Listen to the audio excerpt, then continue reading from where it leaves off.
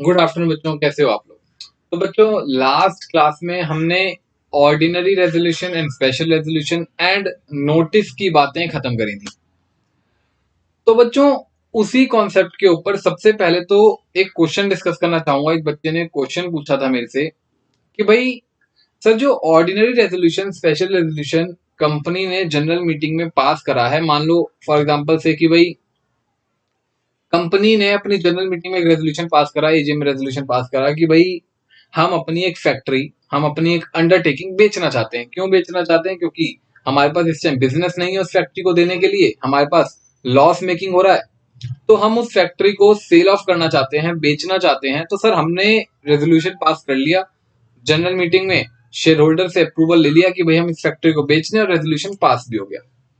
अब जैसे ही वो रेजोल्यूशन पास हुआ, हम उस फैक्ट्री को बेचने जाने लगे, तभी हुआ क्या, तुरंत ही एक बल्क ऑर्डर आ गया, आप कह लो एक बल्क कॉन्ट्रैक्ट हो गया एक बड़ी कंपनी के साथ, एक किसी मल्टीनेशनल कंपनी के साथ, और उस फैक्ट्री को एक प्रॉफिटेबल कॉन्ट्रैक्ट मिल गया जिसको हम बेचने जा रहे थे लॉस मेकिंग की वजह से। अभी उसको प्रॉफिट मेकिंग एक बहुत बड़ा कॉन्ट्रैक्ट मिल गया। अब बोर्ड ऑफ डायरेक्टर्स कंफ्यूज है यार, हमने जनरल मीटिंग में तो रेजोल्यूशन पास कर लिया, फैक्ट्री को सेल ऑफ कर दिया जाए, बेच दिया जाए, बेचने जा रहे थे, एक कॉन्ट्रैक्ट आ गया, अब क्या करा जाए। अब तो हमें इस रेजोल्यूशन को नलिफाई करने की जरूरत है, हमें इस रेजोल्यूशन को हटाने की जरूरत पड़ेगी। तो क्वेश्चन इज, क्या रेजोल्यूशन एक बार पास होने के बाद रिफाइंड करा जा सकता है, कैंसिल करा जा सकता है, नलिफाई करा जा सकता है, या एडिट करा जा सकता है? ये क्वेश्चन पूछा था मेरे से एक बच्चे ने। तो बताओ, एक बार आपने जनरल मीटिंग में कोई रेजोल्यूशन पास कर लिया, डिसीजन हो गया, क्या अब उसे नलिफाई कर सकते हो? क्या आप उसे रेक्टिफाई कर सकते हो? क्या उसे ऑल्टर कर सकते हो, कुछ चेंजेस करने कर सकते हो? तो समझना बच्चों, इसके लिए एक बात बोली है, किसने? SS2 ने। समझना, सबसे पहले तो SS समझना क्या होता है बच्चों। Institute of company secretaries of India, ICSI ने सेक्रेटरियल स्टैंडर्ड्स इशू करे हैं। क्या इशू करे हैं? Secretarial standards. क्या इशू करे हैं? सेक्रेटेरियल स्टैंडर्ड्स इशू करे हैं। कितने? Total there are 10 secretarial standards. SS1, SS2, SS3, SS4, SS10 तक कितने हैं? 10, जिसमें से अभी 2 नोटिफाइड हैं, SS1, SS2। SS1 is for board meeting, SS2 is for general meeting. और SS2 कहता है, SS2 में ये बात लिखी है, secretarial standards issued by company secretaries of India. SS2 says, अगर कोई कंपनी अपना रेजोल्यूशन पास करने के बाद, जनरल मीटिंग में रेजोल्यूशन पास करने के बाद उसको ऑल्टर करना चाहती है, नलिफाई करना चाहती है, रिसाइंड करना चाहती है, they can do so. But कैसे? आपको एक और जनरल मीटिंग करवानी पड़ेगी और उसके प्रपोज्ड रेजोल्यूशन को पास करना पड़ेगा। जैसे हम यहाँ पर अपने बिल्डिंग बेचने के रेजोल्यूशन को नलिफाई करना चाहते हैं, तो एक और जनरल मीटिंग कराओ और शेयर होल्डर्स को फिर से कहो कि जी, जो बिल्डिंग बेचने का रेजोल्यूशन पिछली जनरल मीटिंग में पास करा था उसको हम कैंसिल करवाना चाहते हैं। क्यों? क्योंकि प्रॉफिटेबल कॉन्ट्रैक्ट आ गया, आने वाले टाइम में हमें बहुत ज्यादा प्रॉफिट होगा, तो इस रेजोल्यूशन को पास करो कि हम उस बिल्डिंग को ना बेचें, उस फैक्ट्री को ना बेचें। क्या बात समझ में आती है? तो तरीका क्या है? एक और जनरल मीटिंग करवाओ, उसके अपोजिट जो भी रेजोल्यूशन पास करना है वो करो। अगर वो पास हो गया तो वो माना जाएगा, नहीं पास हुआ तो पहले वाले ही वैलिड रहेगा। क्या बात समझ में आती है? बहुत ही सिंपल बात है। तो मान लो एक कंपनी ने अपनी एजीएम में रेजोल्यूशन पास करा, एजीएम में कोई रेजोल्यूशन पास करा, और अब वो उस रेजोल्यूशन को कैंसिल करना चाहती है, तो क्या करे? मान लो अगस्त में रेजोल्यूशन पास हुआ, अगस्त में एजीएम में रेजोल्यूशन पास हुआ, अब चाहती है वो रेजोल्यूशन को कैंसिल कर दे। क्यों? प्रॉफिटेबल कॉन्ट्रैक्ट आ गया है। तो बताना, अगली एजीएम का वेट करें, अगले साल की अगली एजीएम का वेट करें? नहीं नहीं, अब क्या करो, फटाफट एक अगली ईजीएम कंडक्ट करवा लो। सितंबर में क्या करो, ईजीएम कंडक्ट करवा लो, नोटिस भेजो 21 दिन का, फटाफट ईजीएम कंडक्ट करवाओ और इसके अपोजिट रेजोल्यूशन क्या कर लो, पास कर लो। तो आपको जरूरी नहीं है कि अगली एजीएम का वेट करने की जरूरत है। आप जानते हो एजीएम होगी, ठीक है, अब ईजीएम करा लेते हैं। क्या बात समझ में आ गई? तो ये बात कहां लिखी है? सेक्रेटरियल स्टैंडर्ड्स 2, SS2 में लिखी है। इन शॉर्ट में क्या बोलते हैं? SS1, SS2, SS3, SS4। अभी 2 ही नोटिफाइड है, आगे आने वाले टाइम में और हो जाएंगे, ठीक है ना। किसने इशू करें? ICSI, institute of company secretaries of India. तो फटाफट आप ये नोट डाउन करो, फिर चलें आगे।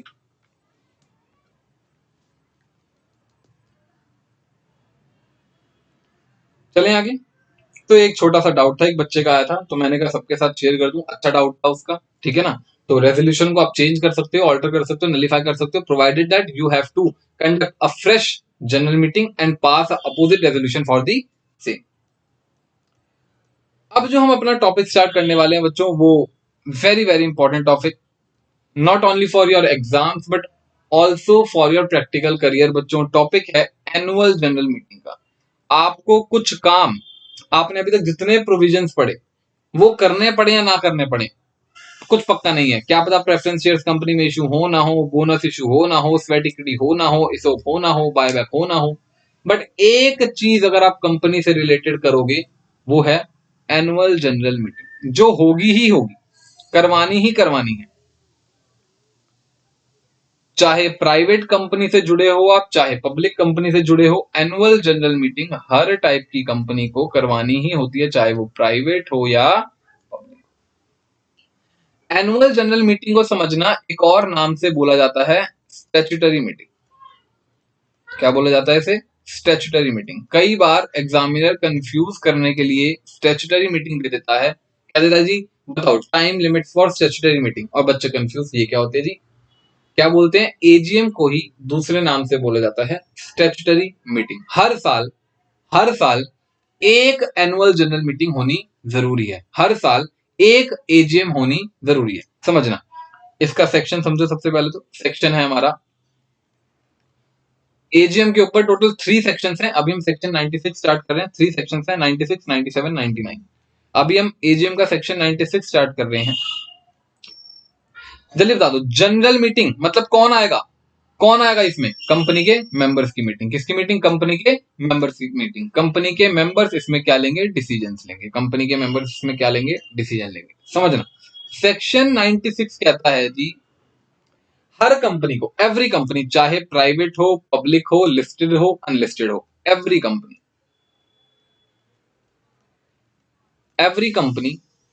शेल कंडक्ट, वर्ड शेल है, मे नहीं है। शेल का मतलब क्या होता है? करनी ही करनी है। Every company shall conduct at least one general meeting, at least one general meeting, और इस वन जनरल मीटिंग को क्या बोला जाएगा? दैट इज एजीएम, जिसे हम एनुअल जनरल मीटिंग बोलेंगे। एक एटलीस्ट एक जनरल मीटिंग आपको करनी है in a calendar year. In a calendar year को मैं रेड से लिख रहा हूं क्योंकि कैलेंडर ईयर बहुत ही इंपॉर्टेंट है। अभी जब आगे मैं पढ़ाऊंगा तो कैलेंडर ईयर बहुत ही इंपॉर्टेंट है। आप लोगों को कैलेंडर ईयर तो आई गेस पता होगा, इस लेवल पे मुझे कैलेंडर ईयर बताने की तो जरूरत नहीं है। Calendar year start from 1 January ends with 31 December. Law says her company को एक जनरल मीटिंग तो करवानी ही करवानी है, जिसको लीगली क्या बोलोगे आप? एजीएम। जिसको लीगली क्या बोलोगे आप? एजीएम। अब बच्चों एक कंपनी की एक्सेप्शन है इसमें। एक कंपनी की क्या है? एक्सेप्शन। एवरी कंपनी में एक कंपनी को एजीएम करवाने की जरूरत नहीं है, और वो कंपनी है एक्सेप्ट 1% कंपनी। अरे भाई 1% कंपनी को एजीएम करवाने की क्या जरूरत पड़ गई? एक ही मेंबर, 1% कंपनी मतलब 1 मेंबर कंपनी, एक ही मेंबर। अब वो अपने लिए जनरल मीटिंग करवाए, खुद को नोटिस भेजे, खुद ही उस जगह पे पहुंचे, खुद ही रेजोल्यूशन के लिए हैंड रेज करे, खुद ही वोटिंग करे, सब कुछ खुद ही करे? Answer is no. Annual general meeting OPC के लिए एग्जेम्प्ट है, ओपीसी को करवाने की जरूरत नहीं है। बाकी सब प्राइवेट को भी, पब्लिक को भी, लिस्टेड को भी, अनलिस्टेड को भी। तो every company except OPC shall conduct at least one general meeting, that is AGM, in a calendar year. कब करवानी है? Calendar year. कैलेंडर ईयर मतलब 2016 में एक होगी, 17 में होगी, 18 में होगी, 19 में होगी, 20 में होगी, 21 में होगी। हर साल एक एजीएम हुई होनी चाहिए। क्या बात समझ में आती है? अब क्वेश्चन ये आता है कि सर आपने ये तो बता दिया एजीएम करवाओ, एजीएम करवानी पड़ेगी। क्वेश्चन ये आता है सर कब कराएं? क्या कोई टाइम लिमिट भी है एजीएम करवाने की? अपनी मर्जी से जब मर्जी करा ले, लास्ट डेट पे करा लेंगे, हर साल की 31 दिसंबर को करवा लेंगे, बिल्कुल लास्ट में जाके? क्या ऐसा करें, या कोई टाइम लिमिट स्पेसिफिक है? Time limit for conducting, time limit for conducting AGM जी, किस टाइम लिमिट के अंदर करवाएं? क्या कोई लॉ ने इसके लिए स्पेसिफिक, लॉ मेकर ने क्या कोई टाइम लिमिट दी है कि यहां तक एजीएम हो जानी चाहिए? Answer is yes.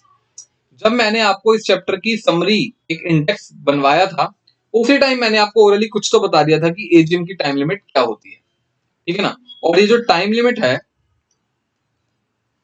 ये हमारी दे रखी है बच्चों, ये जो टाइम लिमिट है ये दे रखी है अंडर सेक्शन 96 सब सेक्शन 1। समझना बच्चों, टाइम लिमिट को लॉ मेकर ने दो कैटेगरीज में बांटा। कितनी कैटेगरीज बोली मैंने? दो। लॉ मेकर कहता है जी, लॉ मेकर सेज कि भाई अगर आप अपनी जिंदगी की मतलब कंपनी की लाइफ की पहली एजीएम करवा रहे हो, कौन सी AGM? First AGM. First AGM का मतलब कंपनी जब बनी है उसके बाद पहली एजीएम करवा रही है, कंपनी जब इनकॉर्पोरेट हुई है उसके बाद पहली एजीएम, उसके लिए टाइम लिमिट, और उसके बाद आने वाली फ्यूचर में हर एजीएम, दोनों के लिए उन्होंने अलग टाइम लिमिट दी है। सब्सिक्वेंट एजीएम बताना। फर्स्ट एजीएम का मतलब इनकॉर्पोरेट होने के बाद पहली एजीएम जो कंडक्ट करेगा उसके लिए टाइम लिमिट अलग है, फ्यूचर में जितनी भी करेगा उसके लिए टाइम लिमिट अलग है। लॉ कहता है जी आपको अपनी कंपनी की फर्स्ट एजीएम इनकॉर्पोरेशन के बाद जो आप अपनी फर्स्ट एजीएम करवाओगे ना, लाइफ में जो फर्स्ट एजीएम करवाओगे, that should be with in 9 months। ये आपको एक नई बात बताई है मैंने, with in 9 months from the end of relevant financial year, from the end of relevant financial year. देखो भाई ऊपर था कैलेंडर ईयर और यहां पे क्या आ गया? Financial year. दोनों की इंटरप्रिटेशन समझेंगे, टेंशन मत। यानी बताना पहली एजीएम करवानी है, जो पहली एजीएम हुई है उसके लिए टाइम लिमिट क्या, कितने महीने में?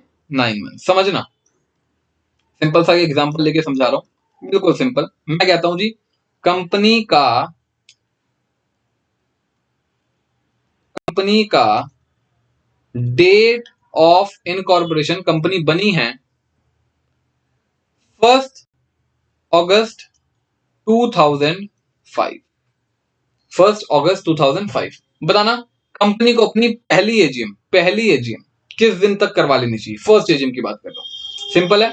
इसका फाइनेंशियल ईयर कब खत्म हो जाएगा? फाइनेंशियल ईयर कब खत्म हो जाएगा? एंड ऑफ फाइनेंशियल ईयर कब हो जाएगा ये वाला भाई? 1 अगस्त 2005 फाइनेंशियल एंड हो जाएगा 31 मार्च 2006। आपको पता है ना फाइनेंशियल ईयर क्या होता है? 1 अप्रैल से 31 मार्च। तो जी ड्यू डेट ऑफ एजीएम क्या हो गई? ड्यू डेट ऑफ एजीएम क्या हो गई? ऐड कर लो फाइनेंशियल ईयर के एंड से 9 मंथ्स ऐड कर लो, 9 मंथ्स ऐड करोगे तो पहुंचोगे 31 दिसंबर 2000। क्या बात समझ में आती है? सिंपल है, कोई दिक्कत नहीं है। पहले साल, अच्छा जी पहली एजीएम तो 31 दिसंबर तक करवा लो, हमें कोई दिक्कत नहीं है। पहली एजीएम तो करवा लो 9 month from the end of financial year, यानी कि 31 दिसंबर तक करा लो। बट लॉ कहते हैं जी सब्सिक्वेंट एजीएम के लिए टाइम लिमिट्स अलग है। आगे आने वाले सालों के लिए आपकी जो टाइम लिमिट्स है वो कम है। वो क्या समझना, आगे की एजीएम आपको करवानी है, यानी कि ये तो इसने 2006 की हो गई, जब 2007 की एजीएम करवाएगा ना, ये तो 2006 की होगी, पहले साल की एजीएम होगी, 2007 की एजीएम जब करवाएगा then within 6 months from end of relevant financial year, उस साल के फाइनेंशियल ईयर के एंड से 6 महीने के अंदर अंदर,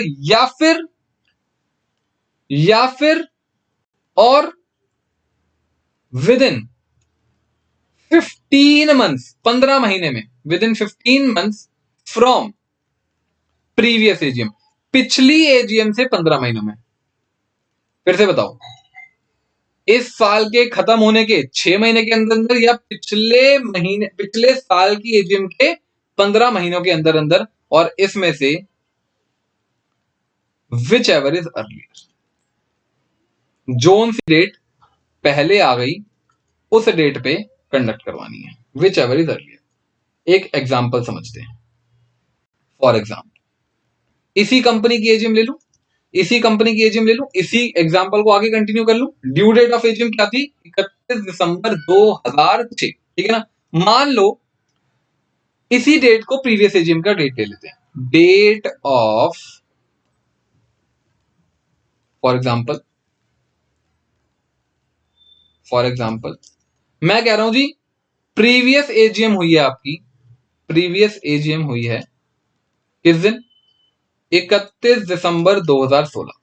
भाई ड्यू डेट भी वही थी, नहीं सॉरी 2006 थी, 2000। अब जी ये साल कब खत्म हुआ? ये साल कब खत्म हुआ? एंड ऑफ फाइनेंशियल ईयर कब हुआ है आपका? ये साल कब खत्म हुआ? देखो 2006 में पिछले साल की एजीएम हो गई, ये साल खत्म होगा फिर से 2007 में।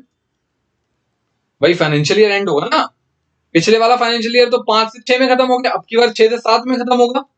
क्वेश्चन आता है जी ड्यू डेट कैलकुलेट करके बताओ कब तक कंपनी को एजीएम करवा लेनी चाहिए। कैसे कैलकुलेट करोगे? आपको दो डेट फाइंड आउट करनी पड़ेंगी। कितनी डेट फाइंड आउट करनी पड़ेंगी? दो। पहले तो 6 महीने from the end of financial year. जब मैं 6 मंथ्स काउंट करूंगा, जब मैं क्या काउंट करूंगा? 6 मंथ्स काउंट करूंगा, तो 6 मंथ तक मैं पहुंचूंगा। आप देख लो 31 मार्च से 6 मंथ्स काउंट करोगे, पहुंचोगे 30 सितंबर 2007। जब मैं यहां से 15 मंथ्स काउंट करूंगा, पिछली एजीएम से 15 मंथ्स, पिछली एजीएम से 15 मंथ्स, यानी कि इस एजीएम से 15 मंथ्स, 15 मंथ्स काउंट करना, कहां पहुंचोगे?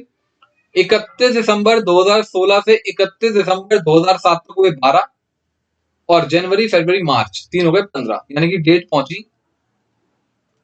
पहुंची 15 महीने जब काउंट करें मैंने 31 मार्च 2008। और लॉ कह रहा है इसमें से अर्लियर डेट आपका आंसर होगी।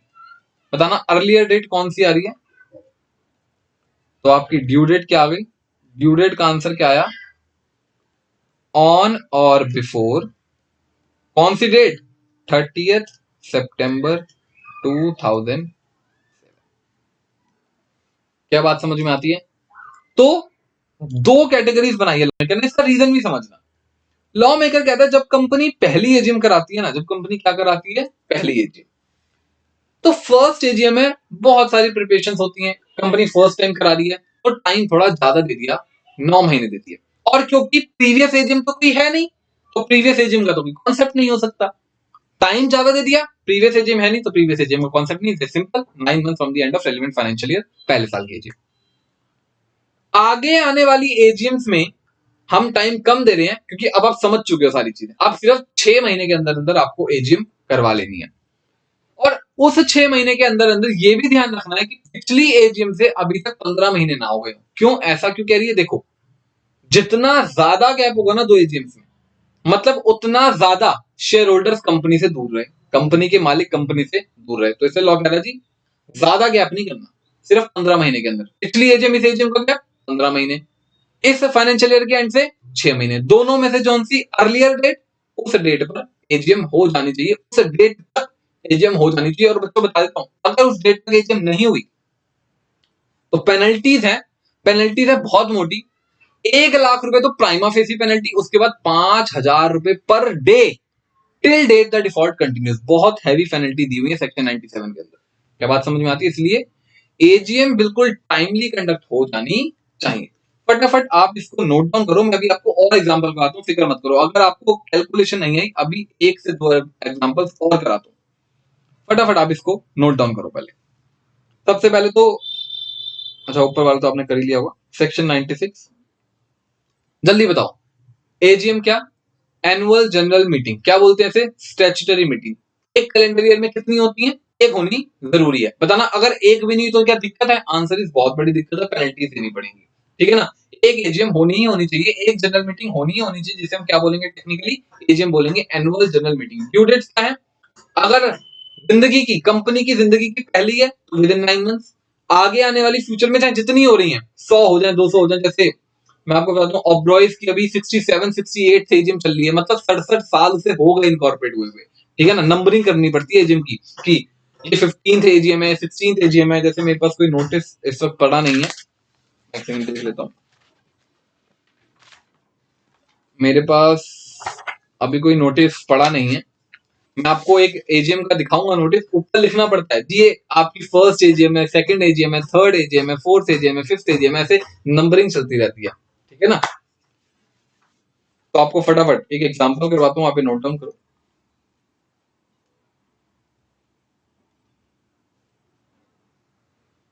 याद रखना, जहां पे कैलेंडर ईयर है वहां कैलेंडर ईयर है, जहां पे फाइनेंशियल ईयर है फाइनेंशियल ईयर है, दोनों को मिक्स कर देना। Financial year stand for 1 April to 31 March, calendar year stand for 1 January to 31 December. किसी भी केस में कभी भी आप नहीं देखोगे कैलेंडर ईयर 12 महीने से कम का नहीं हो सकता, कैलेंडर ईयर 12 महीने से ज्यादा का नहीं हो सकता। बट ऐसे बहुत सारे केसेस होते हैं जहां फाइनेंशियल ईयर 12 महीने से छोटा भी होता है और फाइनेंशियल ईयर 12 महीने से बड़ा भी होता है। मैं पढ़ाऊंगा आपको वो सिचुएशंस जहां पे फाइनेंशियल ईयर 12 महीने से छोटा है या फाइनेंशियल ईयर 12 महीने से बड़ा है। क्या बात समझ में आती है? टाइम लिमिट सेक्शन 96(1) की।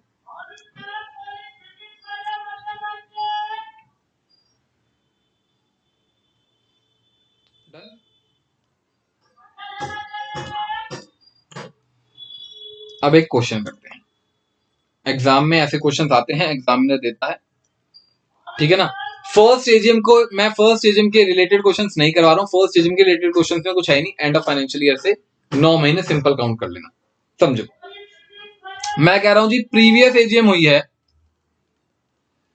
प्रीवियस एजीएम हुई है आपकी, डेट बताओ क्या लें, कोई एक बढ़िया सी डेट बताओ। 30 अगस्त 2014, ठीक है ना, 30 अगस्त 2014। नेक्स्ट एजीएम की ड्यू डेट बता दो। प्रीवियस एजीएम की डेट बता दी मैंने, नेक्स्ट एजीएम की ड्यू डेट आप बताओगे। ऑब्वियस सी बात है, 30 अगस्त 2000, 30 अगस्त 2014 को, ये मतलब 2014 की एजीएम हो गई, 2015 की एजीएम की ड्यू डेट आप बताओ, नेक्स्ट एजीएम की ड्यू डेट बताओ। मैं आपको बता रहा हूं, दो चीजें कैलकुलेट कर लो, बस दो चीजें कैलकुलेट कर लो। क्या ये फाइनेंशियल ईयर अब कब खत्म होगा, वहां से 6 मंथ काउंट कर लो, इस प्रीवियस एजीएम से 15 मंथ्स काउंट कर लो। अगर आपने ये दो डेट्स निकालनी तो आंसर आ गया।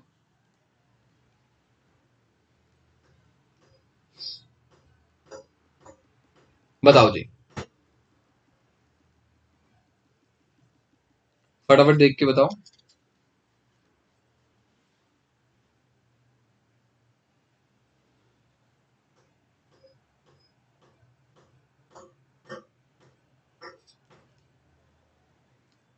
कैलकुलेट करें, बहुत ही इजी था।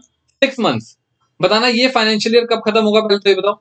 31 मार्च 2015, 31 मार्च 2015 में फाइनेंशियल ईयर खत्म होगा। ये तो 2014 की एजीएम होगी, 2015 की कैसे होगी, 31 मार्च 2015 में फाइनेंशियल ईयर खत्म हुआ, तो 6 मंथ्स काउंट करो, 6 मंथ्स काउंट करोगे तो कहां पहुंचोगे आप, 30 सितंबर 2015। बताना ये जो एजीएम हुई होगी ये किसकी हुई होगी। अगर कोई बच्चा फाइनेंशियल ईयर में भी कंफ्यूज हो रहा है तो उसके लिए बता रहा हूं, ये जो एजीएम हुई होगी ये किसके लिए हुई होगी, ये जो एजीएम हुई होगी ये हुई होगी 13-14 फाइनेंशियल ईयर की,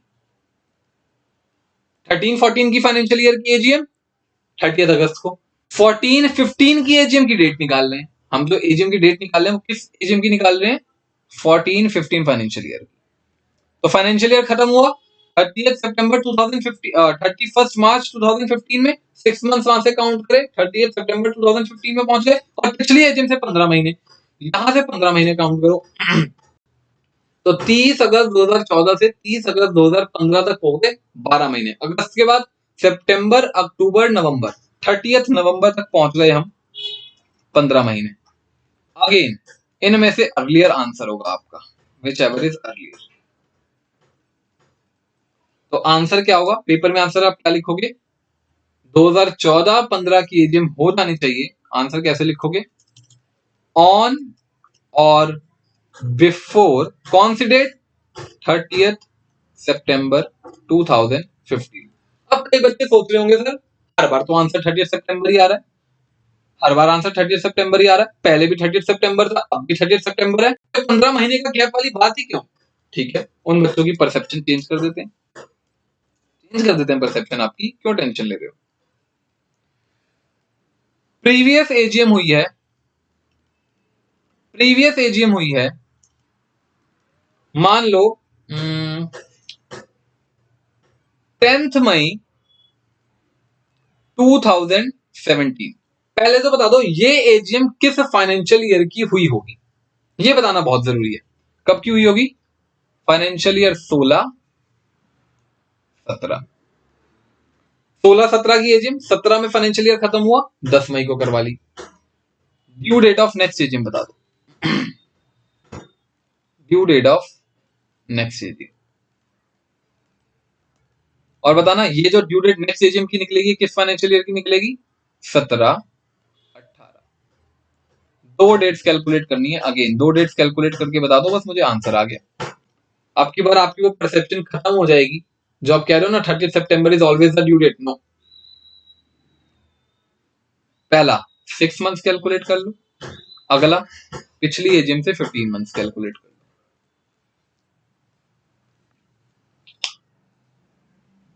6 मंथ्स कैलकुलेट करें, 6 मंथ्स कहां से? End of financial year. Financial year कब खत्म होगा 17-18 का? 31 मार्च 2018 से 6 महीने कहां तक पहुंच जाओगे? ये डेट तो वैसे बताऊं हमेशा 30 सितंबर ही होगी, ये तो बस मैं आपको लिखवा रहा हूं कि आपको एग्जाम में कंफ्यूजन ना हो जाए। एग्जाम में कंफ्यूज हो जाओ सर क्या क्या क्या, तो चार्ट बना लो बढ़िया सा, समझ आ जाएगा। अदरवाइज ये डेट तो हमेशा 30 सितंबर ही होगी भाई। फाइनेंशियल ईयर मार्च में खत्म होगा, वहां से 6 महीने 30 सितंबर ही तो बैठेंगे, ऑब्वियस सी बात है। अच्छा, 15 महीने काउंट करो। 10 मई 2017 से 10 मई 2018 तक हो जाएगा एक साल, यानी कि 12 महीने। उसके बाद जून, जुलाई, अगस्त, यानी कि 10 अगस्त 2018, और हमेशा एक दिन पहले खत्म हो जाता है, तो यहां पे लिखेंगे 9 अगस्त। अब बताना इसमें से अर्लियर डेट कौन सी आ गई? आपकी परसेप्शन चेंज हो गई होगी I guess. Whichever is earlier answer होना चाहिए, whichever is earlier answer होना चाहिए। बताना कौन सी डेट आ गई। अब आप आंसर में क्या लिखोगे? कब तक एजीएम हो जानी चाहिए? 2017-18 की एजीएम कब तक हो जानी चाहिए? ऑन और बिफोर कौन सी डेट? 9 अगस्त 2018। आपकी 30 सितंबर वाली परसेप्शन खत्म हो गई। फटाफट एग्जांपल्स को देख लो, अगर किसी बच्चे को अभी भी कंफ्यूजन है तो ये 3 एग्जांपल्स मैंने पढ़ाए हैं, आप इन्हें देख लो। सर फर्स्ट एजीएम में तो कुछ नहीं था इसलिए मैंने उसके ज्यादा एग्जांपल्स करवाए नहीं, एक से आई गेस समझ आ गया होगा। हाँ, अभी एक एक्सेप्शन आने वाली है तब मैं फर्स्ट एजीएम के एग्जांपल्स कुछ कराऊंगा।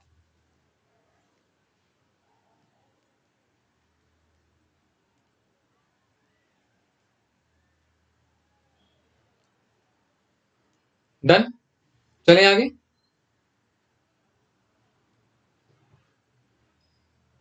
ये 3 एग्जांपल्स आई गेस आपके कॉन्सेप्ट को क्लियर कर देंगे।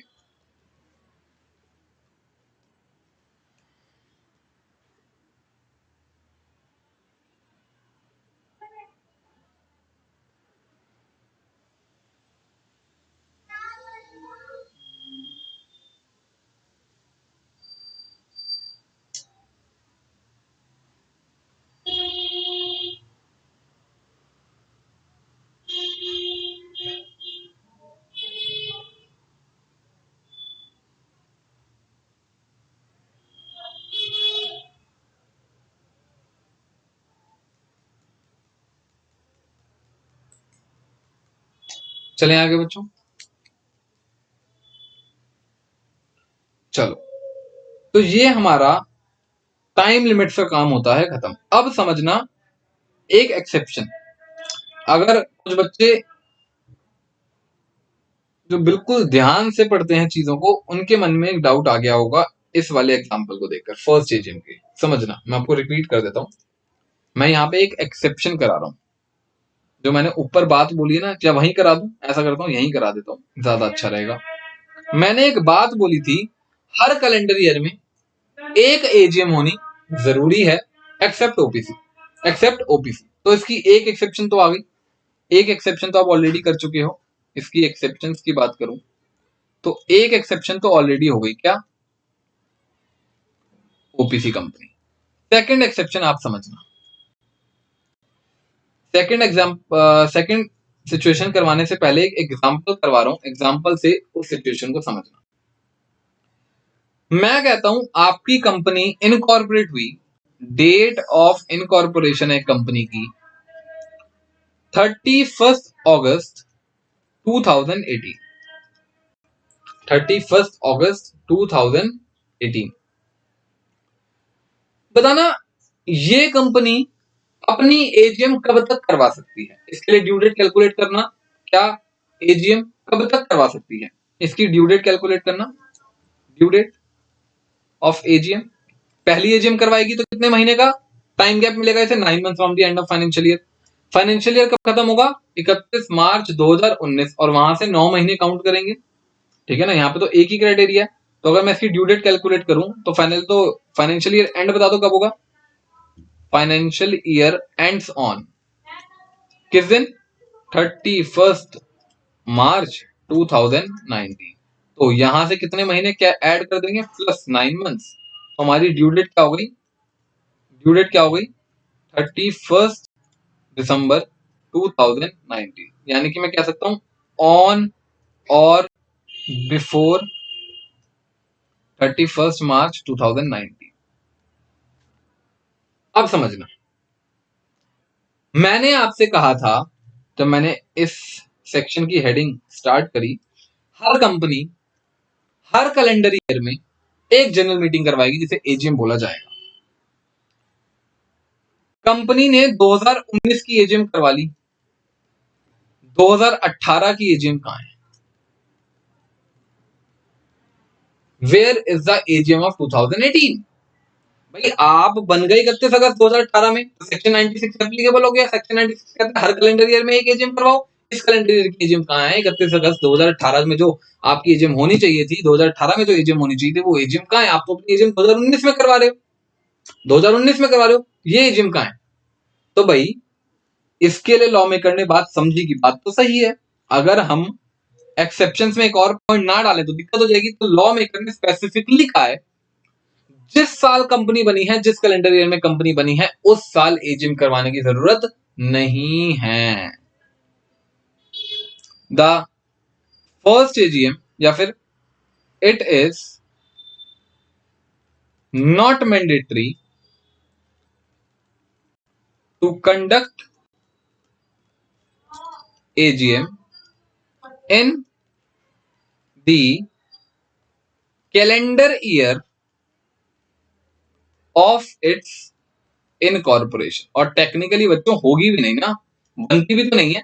कैलेंडर ईयर जिस दिन आप बने हो उस कैलेंडर ईयर में तो आपका फाइनेंशियल ईयर खत्म ही नहीं होगा, तो एजीएम कैसे हो पाएगी। क्या बात समझ आती है। तो ये एक एक्सेप्शन है, फटाफट पहले इसकी एक सिचुएशन नोट डाउन करो। अच्छा बताना, आप 31 अगस्त को बने और आपने क्या करा, यार मेरा तो मन है एजीएम करवाने का, मैं एक बार शेयर होल्डर्स को बुलाना चाहता हूँ, उनकी मीटिंग करना चाहता हूँ, लोगों से बात करना चाहता हूँ। आपने क्या करा, 30 नवंबर को एक एजीएम बुला ली, मर्जी से बुला ली। क्या बुला सकते हो, बुलाओ। आप खुद बुलाना चाहते हो बुलाओ ना, आप 100 बार बुलाओ, मैं मना थोड़ी ना कर रहा हूं। हमने तो कहा है मैंडेटरी नहीं है, मैंडेटरी नहीं है। सेक्शन 96 की जो रिक्वायरमेंट है, सेक्शन 96 की जो रिक्वायरमेंट है ना, मैंडेटरी नहीं है। आप मर्जी से बुलाना चाहते हो बुलाओ, किसने मना करा, कोई दिक्कत नहीं है, बुला लो। क्या बात समझ में आती है। तो फटाफट सेक्शन 96 की अभी मैंने आपको 2 एक्सेप्शंस करवा दी, फटाफट बता दो क्या क्या।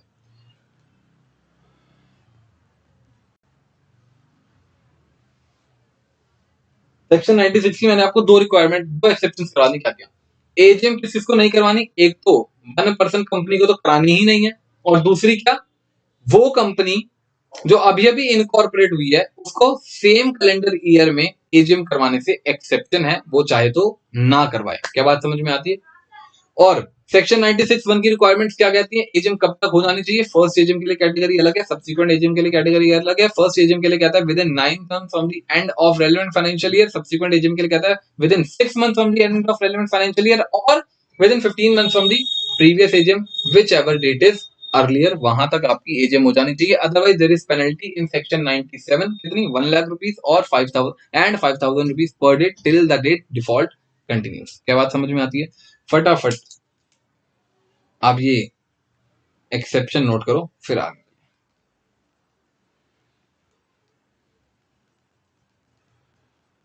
अब एक बार एक छोटी सी डिस्कशन करनी है, छोटी सी बिल्कुल, फाइनेंशियल ईयर की। किस चीज की डिस्कशन करनी है? फाइनेंशियल ईयर की।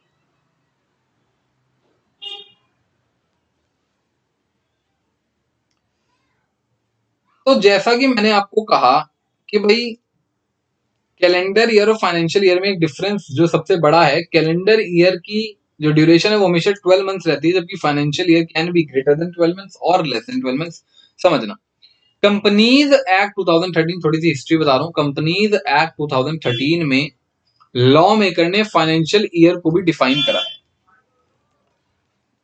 पहले जो कंपनीज एक्ट 1956 था वहां पे financial year was not defined, जबकि इस बार कंपनीज एक्ट 2013 में इन्होंने इसे डिफाइन करा, सेक्शन 2 क्लॉज 41। इन्होंने कहा जी फाइनेंशियल ईयर क्या होता है, बताओ, आप बताओ, अगर मैं आपसे पूछूं व्हाट इज फाइनेंशियल ईयर, बिल्कुल सिंपल आंसर बता दो। कोई भी दिमाग मत लगाना, कुछ मत लगाना, बिल्कुल सिंपल, अपने दिमाग का इस्तेमाल करके बिल्कुल सिंपल आंसर बताओ। कुछ भी फालतू का एक्स्ट्रा ऑर्डिनरी आंसर देने की कोशिश मत करना। General cases. आज तक जो आपने पढ़ा है वो यही पढ़ा है। Financial year means start from 1 April and ends on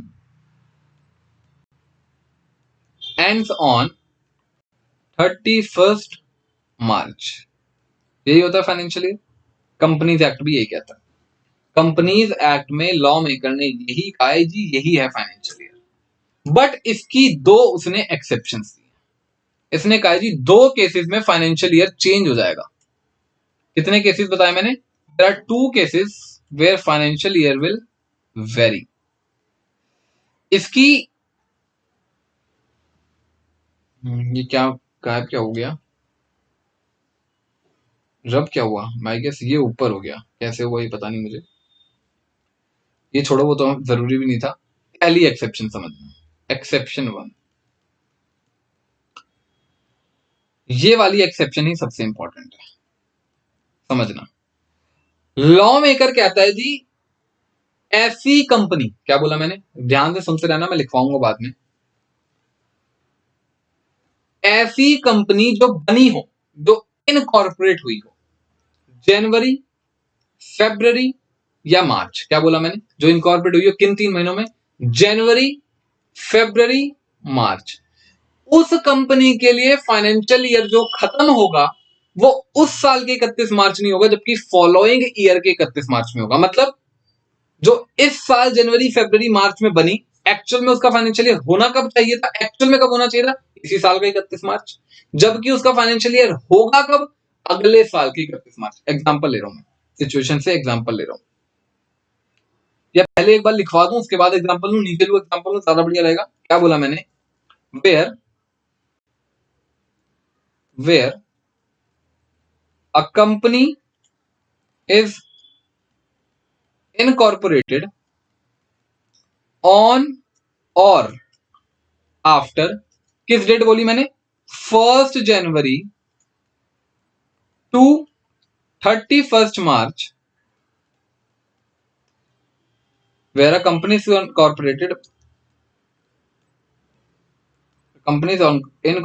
between 1 January to 31 March, then the financial year, then the first financial year, सिर्फ पहला, ये नहीं कि पूरी जिंदगी का फाइनेंशियल ईयर अगले साल अगले साल अगले साल शिफ्ट हो जाएगा, सिर्फ पहला।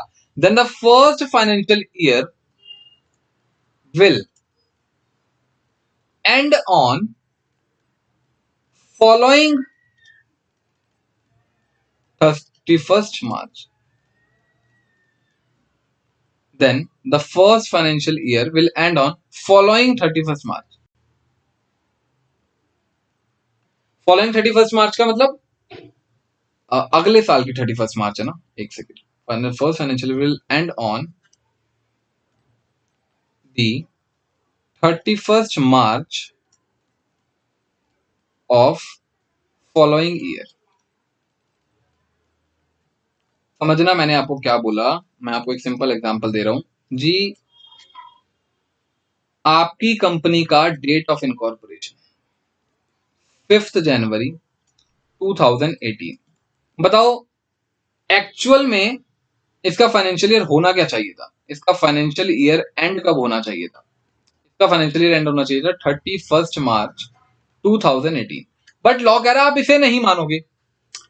इसका फाइनेंशियल ईयर, पहला फाइनेंशियल ईयर, सिर्फ कब बोल रहा हूं? सिर्फ पहला। मैं अगेन बार बार बोल रहा हूं, आगे के फाइनेंशियल ईयर को मत हिला देना। सिर्फ फर्स्ट फाइनेंशियल ईयर कब एंड होगा? सेक्शन 2 क्लॉज 41 के अंदर फर्स्ट फाइनेंशियल ईयर कब एंड होगा? 31 मार्च 2019। रीजन समझना लॉ ने ऐसा क्यों बोला। लॉ कहता है जी आप जनवरी में तो बने, जनवरी से लेकर मार्च में तो आप बने, अगर आप सेम ईयर का फाइनेंशियल ईयर एंड कर लोगे, उसी साल फाइनेंशियल ईयर एंड कर लोगे, बताना आपने कुछ करा भी होगा अभी तक? क्यों इतना करोड़ों रुपए एजीएम में लगाओगे और उसे कंडक्ट करोगे जब आपने कुछ करा ही नहीं?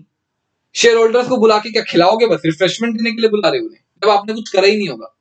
तो इसलिए लॉ ने आपको एक तरह से छूट दी, एक तरह से क्या ये रिलैक्सेशन है कि भाई उस साल के फाइनेंशियल ईयर की जगह आपका अगला फाइनेंशियल ईयर जो एंड होगा, हम उसी में जनवरी फरवरी मार्च की भी रिपोर्ट सबमिट कर देंगे। तो पहला फाइनेंशियल ईयर देखा जाए तो, पहला फाइनेंशियल ईयर देखा जाए तो कितना बड़ा हो गया? फाइनेंशियल ईयर पहला देखा जाए तो कब तक का हो गया? 5 जनवरी 2018 से लेकर 31 मार्च 2019 का पहला फाइनेंशियल ईयर हो गया। ये सिर्फ कब को हुआ? फर्स्ट। अगर ना सेकंड फाइनेंशियल ईयर क्या होगा? सेकंड से back to the normal life. Second से क्या होगा? वही 1 अप्रैल 2019 से 31 मार्च 2020। सेकंड से बैक टू द नॉर्मल। ये एक्सेप्शन सिर्फ फर्स्ट फाइनेंशियल ईयर के लिए थी। क्या बात समझ में? एक्सेप्शन कहां दे रखी है? Section 2 clause 41। नॉर्मल केसेस में कह रहा है जी देखो फाइनेंशियल ईयर 31 मार्च में खत्म होता है, 1 अप्रैल पे स्टार्ट होता है, बट ऐसी कंपनी, सिचुएशन बोली है उसने, ऐसी कंपनी जो 1 जनवरी से 31 मार्च के बीच में बनी हो, वो उस 31 मार्च को अपना फाइनेंशियल ईयर ना एंड माने, अगले साल के 31 मार्च को अपना एंड माने। क्यों माने? आपने कुछ करा ही नहीं है। एजीएम करवा के करोगे क्या? कंप्लायंसेस करके करोगे क्या? अगले साल पूरे 15 महीने के जो भी साल बैठेगा, पूरे कंप्लायंसेस एक साथ एजीएम करवा के कर देना। तो इसलिए पहला फाइनेंशियल ईयर आपका देखा जाए तो बड़ा हो जाएगा। अच्छा बताना, अगर आपकी डेट ऑफ इनकॉर्पोरेशन होती 5 दिसंबर, क्या तब भी एक सिचुएशन एप्लीकेबल होती? नहीं नहीं, फिर तो आपका जो फाइनेंशियल ईयर एंड होता वो कब हो जाता? 31 मार्च 2018। अगर आप जनवरी मार्च के बीच में हो तब ये सिचुएशन है, अदरवाइज नहीं है। अदरवाइज ये सिचुएशन नहीं है। अगर आप बने हो अप्रैल मई जून जुलाई अगस्त सितंबर अक्टूबर नवंबर दिसंबर के बीच में, तो आपका फाइनेंशियल ईयर 31 मार्च को आने वाले टाइम पे एंड हो जाएगा। क्या बात समझ में आती है? इस सिचुएशन को मत भूलना। तो सबसे इंपॉर्टेंट सिचुएशन है क्या? ये सबसे इंपॉर्टेंट सिचुएशन क्या है? और उसके बाद 31 मार्च ऑफ फॉलोइंग ईयर।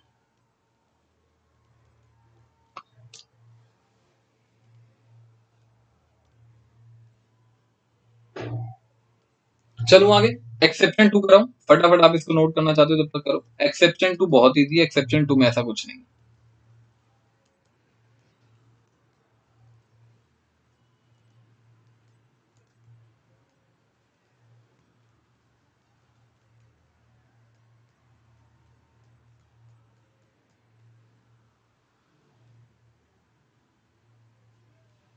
करवाऊं? दूसरी सिचुएशन समझना। दूसरी सिचुएशन में ऐसा कुछ नहीं है। देखो जी, लॉ ने साफ कहा, लॉ मेकर ने आपको एक रिलैक्सेशन दी। लॉ मेकर कहता है यार मान लो आपकी कंपनी किसी फॉरेन कंपनी की सब्सिडरी कंपनी है, होल्डिंग कंपनी है, एसोसिएट कंपनी। क्या बात बोली मैंने? इधर your company holding company, associate company और सब्सिडरी कंपनी। आई गेस आपको तीनों का मतलब पता ही होगा। वो कहता है अगर आपकी इंडियन कंपनी किसी फॉरेन कंपनी की होल्डिंग कंपनी, सब्सिडरी कंपनी और एसोसिएट कंपनी है, और एंड उस फॉरेन कंपनी का जो फाइनेंशियल ईयर है ना, उनके लॉस के हिसाब से वो अलग है। वो 1 अप्रैल से 31 मार्च नहीं, जैसे कि यूएसए में फाइनेंशियल ईयर होता है 1 जनवरी से 31 मार्च। मान लो आपकी इंडियन कंपनी उस यूएस कंपनी की होल्डिंग सब्सिडरी एसोसिएट है, और आपको मिक्स्ड अकाउंट्स बनाने पड़ते हैं। आपको पता है ना, कंसोलिडेटेड बैलेंस शीट बनती है, दोनों की balance sheet, profit and loss statement. तो आप चाहो तो सेंट्रल गवर्नमेंट को एप्लीकेशन देके अपना फाइनेंशियल ईयर भी उस फाइनेंशियल ईयर के उस फॉरेन कंपनी के फाइनेंशियल ईयर के साथ मैच करवा लो, हमें कोई दिक्कत नहीं है, हम अलाउ कर देंगे। क्या बात समझ में आती? क्या बोला मैंने? इफ द कंपनी, कौन सी कंपनी? Indian company. हम अपनी इंडियन कंपनी की बात करें, बाहर से तो हमें कोई मतलब नहीं। इफ कंपनी इज, क्या क्या बात बोली मैंने? होल्डिंग कंपनी, सब्सिडरी कंपनी या associate company. If company is holding company, associate, subsidiary company, associate company of any foreign company which follows a different financial year, then the company किसको application दे दे? May make an application, मर्जी है आपकी, company may make an application to central government. Central government का जी हमें दो, सेंट्रल गवर्नमेंट क्या कहा है? हमें दो, to central government for changing its financial year. कि भाई हमें सर दो दो बार क्या करना पड़ता है? दो दो बार balance sheet profit and loss बनानी पड़ती है, एक बार इंडियन रूल्स के हिसाब से और एक बार कंसोलिडेटेड बनाने के लिए हमें दो दो बार ऑडिटर्स को पैसे देने पड़ते हैं, हर चीज हमें दो दो बार करनी पड़ती है। हम आपसे रिक्वेस्ट कर रहे हैं कि हमारा फाइनेंशियल ईयर भी आप कब कर दो? 1 जनवरी से लेकर 31 मार्च तक कर दो, ताकि हम और यूएस कंपनी दोनों साथ साथ चल सके। इंडियन गवर्नमेंट अलाउ कर देती है, नॉर्मल केसेस में अलाउ कर देती है। क्यों? मैंने आपको बताया, इंडियन गवर्नमेंट बिजनेस को काफी प्रमोट करती है, ठीक है। फॉरेन कंपनी नहीं कर सकती चेंज, हम कर लेते हैं, क्या हो गया? हम चेंज कर लेते हैं, हमें बिजनेस की जरूरत है, हम कर लेते हैं, हमारी मेहनत बच रही है, पैसा बच रहा है। क्या बात समझ में आती है? तो वो चेंज कर सकती है, विच फॉलोज है ये, ठीक है ना। तो दो सिचुएशन जल्दी बताओ। कंपनीज एक्ट में there are two situations where there can be different financial year, there can be different financial year. Situation one, if companies are corporated between January to March, the financial year will end on subsequent years 31st March. अगले साल के 31st March पे आपका current financial year and माना जाएगा। And if company is holding subsidiary or associate of foreign company which follows a different financial year, then the Indian company may make an application to central government that they must change their financial year to that matching with the foreign company's financial year. क्या बात समझ में आती है? फटाफट आप इस section 241 की बात को नोट डाउन करो, ठीक है ना। ये यहीं पढ़ानी आई गेस रेलेवेंट थी, इससे पहले तो कहीं इसकी रेलेवेंस आई नहीं है। बस एक छोटी सी बात हमें और करनी है, बस वो करके हम अपने सेशन को खत्म करते हैं। हालांकि एजीएम का टॉपिक तो नहीं खत्म हो पाएगा, बट हाँ एक पोर्शन एजीएम का खत्म हो जाएगा।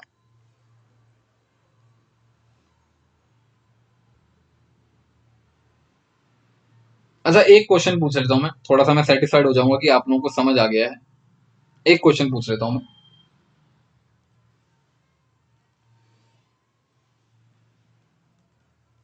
कंपनी का डेट ऑफ इनकॉर्पोरेशन है 5 सितंबर 2018। बताओ जी इसका फाइनेंशियल ईयर कब खत्म होगा? फाइनेंशियल ईयर एंड बता दो कब होगा। और दो चीजें बता दो, एक और, date of AGM, due date of AGM. दो आंसर कर दो मुझे, दो आंसर कर दो मुझे। कंपनी के अब सारे प्रोविजंस को बिल्कुल इंटरलिंक करके इसके आंसर बना दो मुझे। डेट ऑफ इनकॉर्पोरेशन 5 सितंबर 2018, फाइनेंशियल ईयर एंड कब होगा, ड्यू डेट ऑफ एजीएम क्या होगी, 30 सेकंड दे रहा हूं, इसका आंसर बता दो।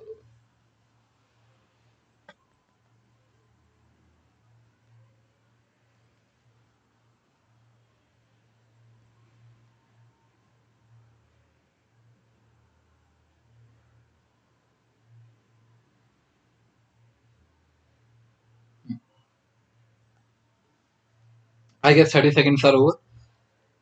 पहला फाइनेंशियल ईयर कब खत्म होगा? ये तो एक नॉर्मल सिचुएशन है, यहाँ पे कोई एक्सेप्शन वाली सिचुएशन तो नहीं लगेगी। फाइनेंशियल ईयर एंड कब होगा? फाइनेंशियल ईयर एंड कब होगा? 31 मार्च 2019। एजीएम के लिए 9 मंथ्स ऐड करने पड़ेंगे क्योंकि पहली एजीएम करवा रहे हो। ड्यू डेट ऑफ एजीएम क्या होगी? 9 months from the end of relevant financial year.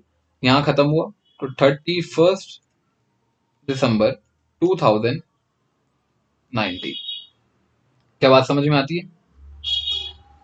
अच्छा, एक और आंसर बता दो मुझे। डेट ऑफ इनकॉर्पोरेशन इज 2 फरवरी 2020। इसका फाइनेंशियल ईयर एंड बता दो जी, कब होगा एज पर सेक्शन 241 2 क्लॉज 41, और इसकी ड्यू डेट ऑफ एजीएम बता दो।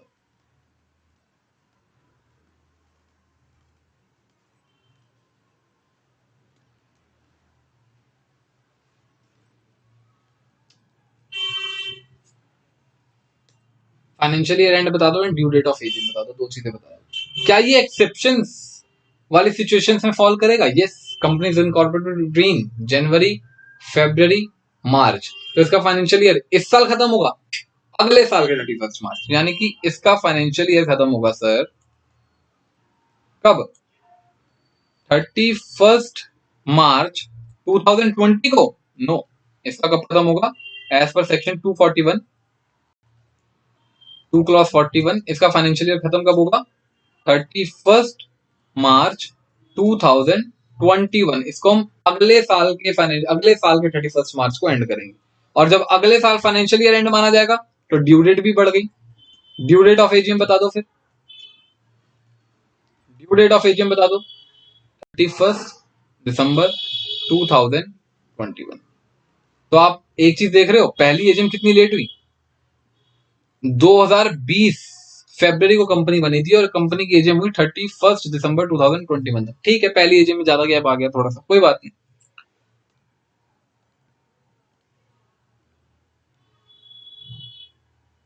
बस एक छोटी सी बात और करनी है, बस एक छोटा सा डिस्कशन और बाकी है। बताना बच्चों, क्या ऐसी सिचुएशन आ सकती है, जैसे कि आपको पता ही होगा 2014 में कितने ज्यादा फ्लड्स आए थे केरला वेरला की side.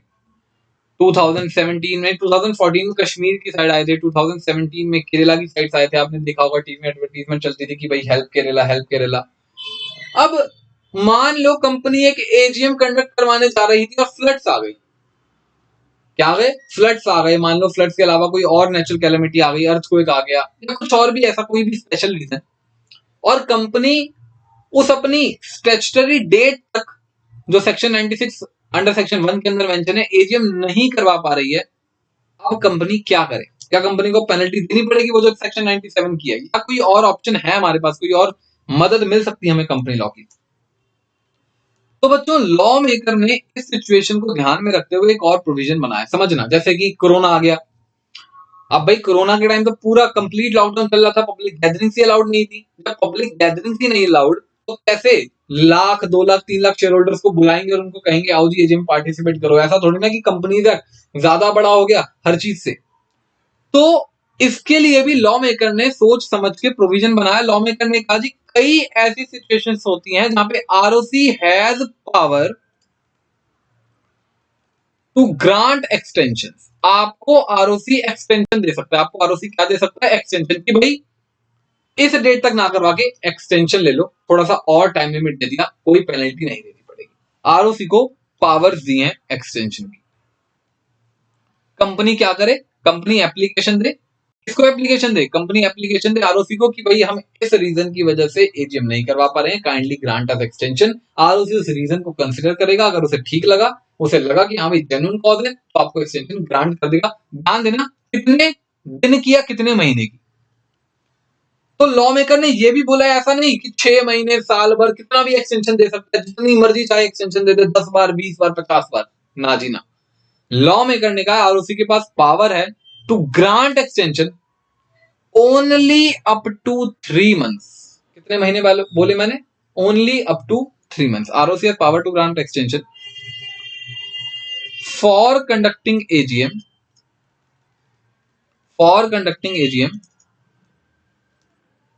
for not more than 3 months। आप सिर्फ ज्यादा से ज्यादा कितने महीने की एक्सटेंशन दे सकते हो? Not more than 3 month.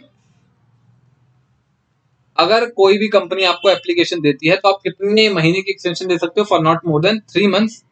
और याद रखना, only for a special reason, किसी स्पेशल रीजन की वजह से। मान लो कंपनी आपके पास एप्लीकेशन लेकर आई कि हमें एजीएम की एक्सटेंशन दे दो, उसने रीजन मेंशन करा, हम ना balance sheet profit and loss statement नहीं बना पाए। हम क्या नहीं बना पाए?